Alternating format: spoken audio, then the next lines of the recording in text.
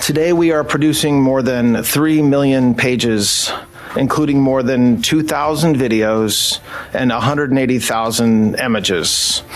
In total, that means that the department produced approximately 3.5 million pages in compliance with the Act. We were girls and young women who were victimized by Epstein and Maxwell in a ring.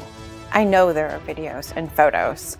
I know that Jeffrey had recording cameras in his house. Powerful people who caused us harm are being protected and we're being exposed. It is meant to silence us. It was hard for me being that young and being in the industry and not knowing where to turn, and everyone, telling me they love me and, just turn their back on you in a second. For years, it was easy to dismiss the rumors around Justin Bieber's early days in the industry, until now.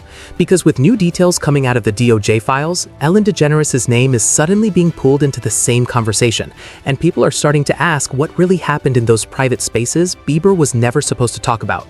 We all saw happen in real time. January 30th, 2026, the Department of Justice cracked the vault open and dumped a nuclear load on the internet. Over 3 million pages of Epstein-related documents, hundreds of thousands of images, and thousands of videos. Then, Ellen DeGeneres' name is among. Today we are producing more than 3 million pages, including more than 2,000 videos and 180,000 images.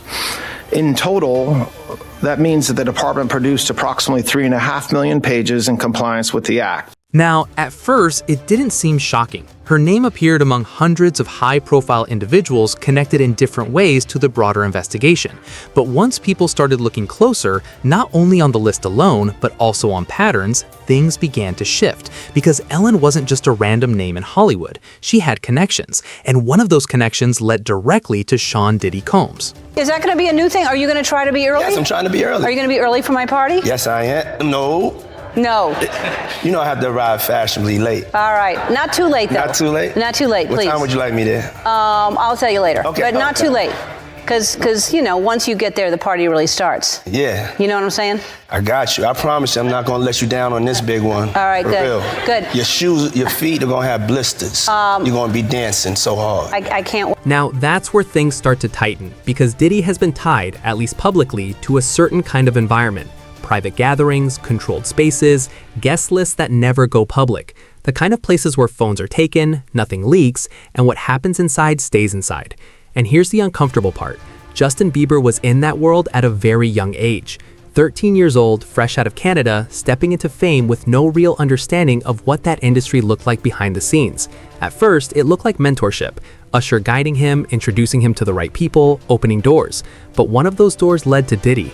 And once that connection was made, everything else starts to look different. Old footage resurfaced, clips of Diddy talking about having private time with Bieber, talking about experiences that couldn't be shared publicly. At the time, people laughed it off. It sounded like industry talk. Now people are replaying those same clips and asking a different question.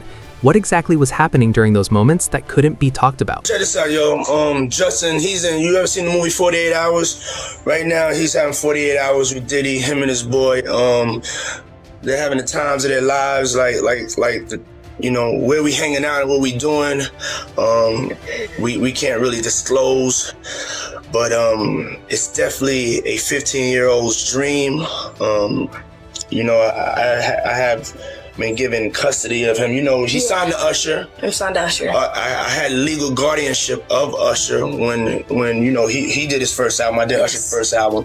I don't have legal guardianship of him, but for the next 48 hours, he's with me. So and we gonna go full crazy. I'm going crazy. Crazy. Because when you line that up with how Bieber has acted over the years, the emotional interviews, the breakdowns, the way he talks about protecting younger artists like Billie Eilish, it stops sounding like normal industry pressure and starts sounding personal. And that's where Ellen comes back into the picture, because she was connected to it. It was hard for me being that young and being in the industry and not knowing where to turn, and everyone, telling me they love me and, just turn their back on you in a second. I don't wish that upon anybody. Yeah, if she ever needs me, I'm just a call away. Diddy appeared on her show multiple times, not as a distant guest, but as someone comfortable, someone familiar. She joked with him, praised him, even publicly supported him in ways that didn't raise eyebrows back then. But now those same moments are being rewatched differently. Because if Diddy had access to those kinds of environments and Ellen was closely connected to him, then people started asking something they weren't asking before. Tell me about your birthday party. Am I invited? Yes. Yes, you're definitely invited. I invite you to all my parties. You just haven't seemed to show up to. No, well, is it on the East Coast? Yes. Well, that's why. Why don't you have one here on the West Coast? Because I work all the time. Okay, well, maybe I have one at your house. Where's that? Now, what time would your party start, let's say? Like 9:30. Really? That early? Yeah. I could make that. Yeah. But I could think of you of starting a party at like midnight.